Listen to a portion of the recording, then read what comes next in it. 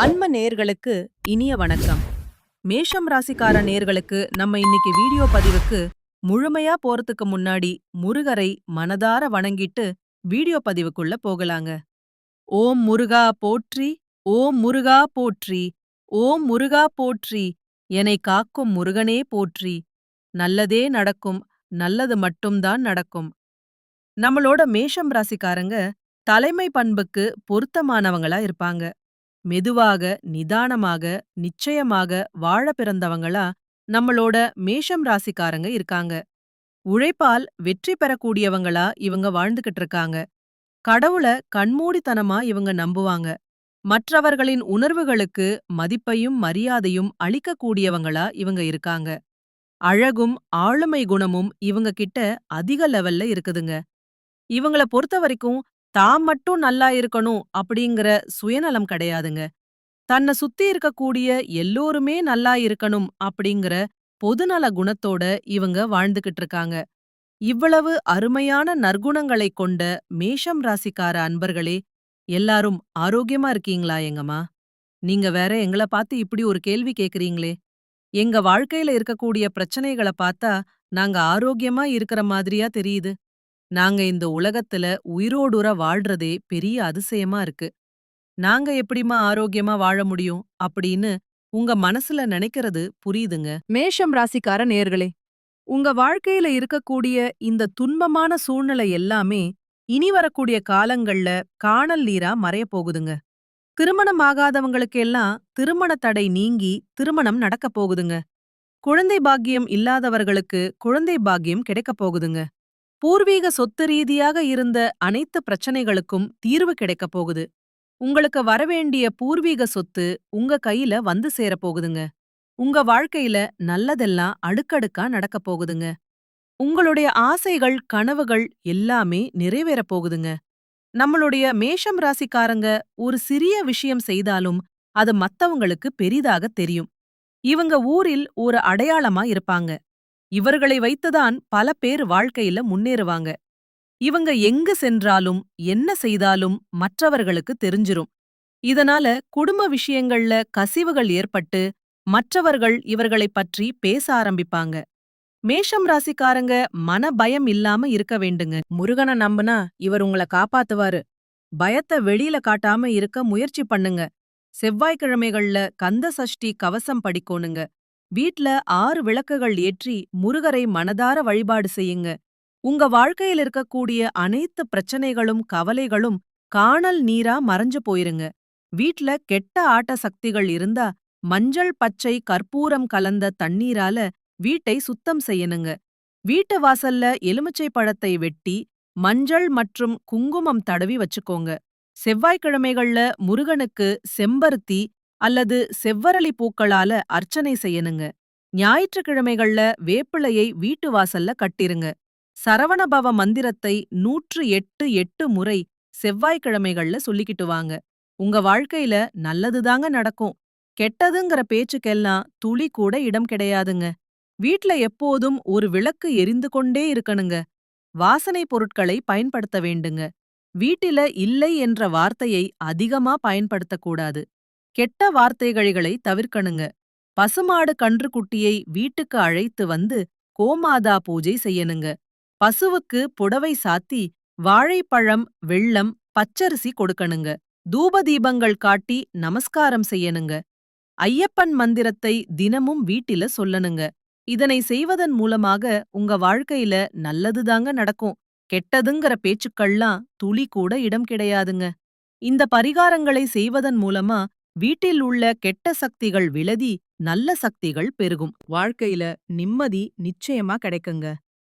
மேஷம் ராசிக்காரர்களே, உங்கள் வாழ்க்கையில் கண்திருஷ்டி வராமல் இருக்க நீங்க கடைபிடிக்க வேண்டிய விஷயங்கள பத்தி பார்க்கலாங்க. செவ்வாய்க்கிழமைகள்ல முருகனை வழிபாடு செய்யுங்க. வீட்ல நல்லெண்ணெய் விளக்கு தனமும் ஏத்தி கடவுளை வணங்குங்க. சிவப்பு நிற உடைகளை அதிகமா பயன்படுத்துங்க. வலது கையில செம்பு காப்பு அணிஞ்சுக்கோங்க. தனமும் வெளியில போறதுக்கு முன்னாடி நெற்றியில குங்குமம் வச்சுக்கிட்டு வெளியில போங்க. வாரத்துக்கு ஒரு முறையாவது கடுகு, உப்பு, திருஷ்டி சுத்தி போட்டுக்கங்க. வீட்ல வேப்பிலை மாலை வச்சுக்கோங்க. வீட்டு வாசல்ல திருஷ்டி பொம்மை தொங்க விடுங்க. அதிக புகழை வெளியில பேசாதீங்க. மனசுல பட்டத உடனே சொல்லாம அமைதியா இருந்துக்கோங்க. செவ்வாய்க்கிழமைகள்ல அசைவம் சாப்பிடுவதை தவிர்ப்பது நல்லதுங்க. ஏழைகளுக்கு உணவு தானம் பண்ணுங்க. வாரத்துல ஒரு நாளு அம்மன் கோயிலுக்கு போயிட்டு அம்மனை மனதார வணங்கிட்டு வாங்க.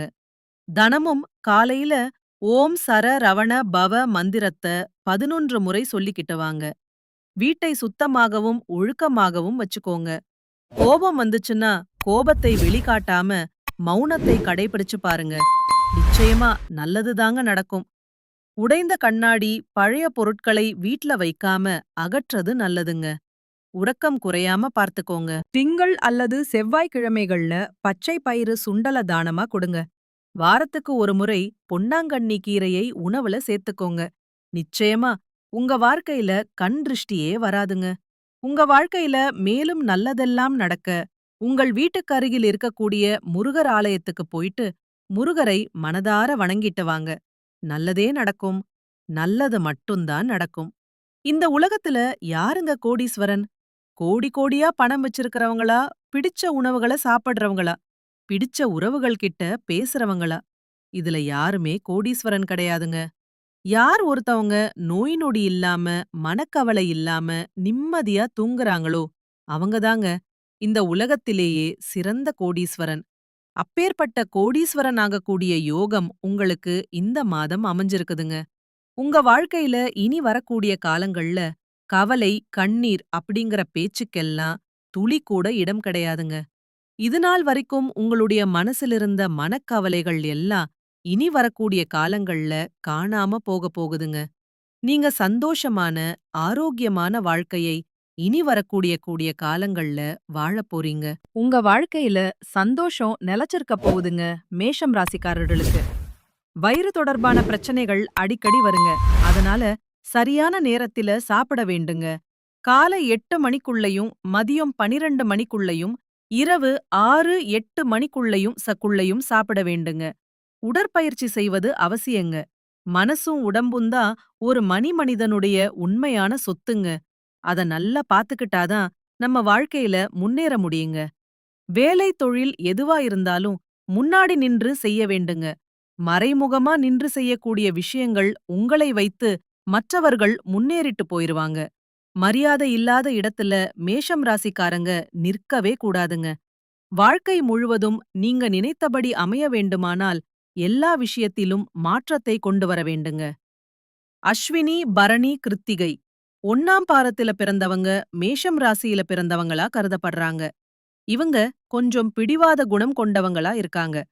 மேஷம் ராசிக்கு நட்பு ராசியா இருக்கக்கூடியவங்க யாருன்னு பாத்தீங்கன்னா கும்பம், சிம்மம், தனுசு, மிதுனம் இவங்க எல்லாரும் நட்பு ராசியா இருக்காங்க. இவங்கள பொறுத்த வரைக்கும் வாழ்க்கையில ஒரு குறிக்கோள ஃபிக்ஸ் பண்ணிடுவாங்க. அந்த குறிக்கோள அடத்துக்காக இரவு பகல் உறங்காம உழைச்சுக்கிட்டே இருப்பாங்க. இவங்கள பொறுத்த வரைக்கும் நட்புக்கு முக்கியத்துவம் தருவாங்க. நண்பனுக்காக உயிர கொடுக்க கூட தயங்க மாட்டாங்க. தன்னோட குடும்பத்துக்காக ஒட்டுமொத்த வாழ்க்கையும் அர்ப்பணம் செய்யக்கூடியவங்களா இவங்க இருக்காங்க. தைரியமான குணம் இவங்க கிட்ட இருக்குதுங்க. அடுத்தவங்க செய்ய முடியாது நினைச்ச விஷயத்தை எல்லாம் கூட இவங்களுடைய தைரியத்தால அந்த காரியத்துல முயற்சி பண்ணி அந்த காரியத்துல வெற்றி அடையக்கூடியவங்களா இவங்க இருக்காங்க. மேஷம் ராசிக்காரர்களே, உங்கள் வாழ்க்கையில் மேலும் நல்லதெல்லாம் நடக்க நீங்கள் செய்யக்கூடிய பரிகாரம் என்னன்னு பாத்தீங்கன்னா, உங்க வீட்டுக்கு பக்கத்துல இருக்கக்கூடிய வயதான முதியவர்களுக்கு உங்கனால முடிஞ்ச உதவிகளை செஞ்சுக்கிட்டு வாங்க. இந்த உதவிய செய்யறதன் மூலமா உங்க வாழ்க்கையில இருக்கக்கூடிய துன்பங்கள் குறைந்து இன்பங்கள் ரெட்டிப்பா கிடைக்குங்க. நல்லதே நடக்கும். நல்லது மட்டும்தான் நடக்கும். நன்றி. வணக்கம்.